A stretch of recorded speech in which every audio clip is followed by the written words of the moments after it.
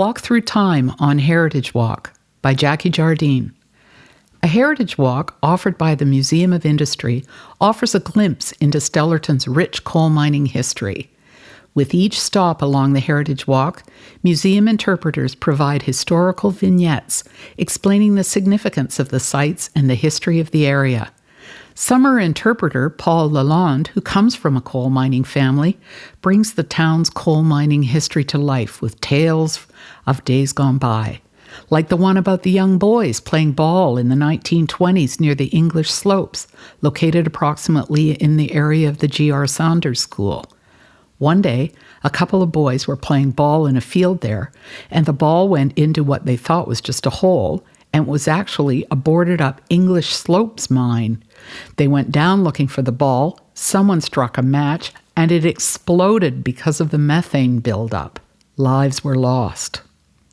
The Heritage Walk begins with a walk to the Cornish pump house on the museum property. Lalonde leads the walks along with Wayne Albert. Lalonde explains, the Cornish pump house was called that because the pump was made in Cornwall, England. It was used to drain water out of the Ford pit, and the Museum of Industry is built on the grounds of the former Ford pit. The Cornish pump house was in operation from 1867 to 1880, when there was an explosion in the mine. It was dismantled stone by stone and moved a couple of 100 meters to make room for the twinned Trans-Canada Highway. Next stop is the Samson Trail, and participants will notice an archaeological dig at this spot. This is the site of the former General Mining Association foundry. This was a massive complex, Lalonde explains.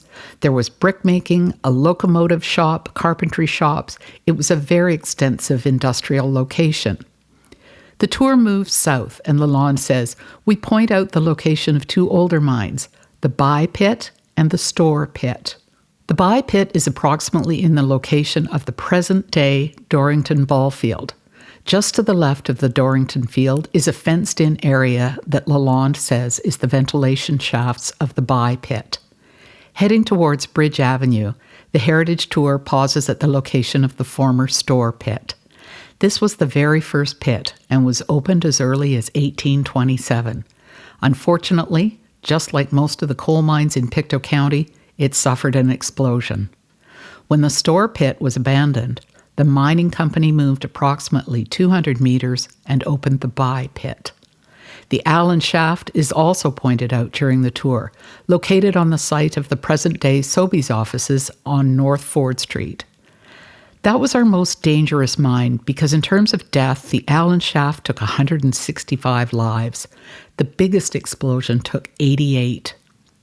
The GMA-owned mines, called the Acadia Mines, and the intercolonial mines, including the Drummond Mine in Westville, are all discussed during the 75-minute Heritage Walk.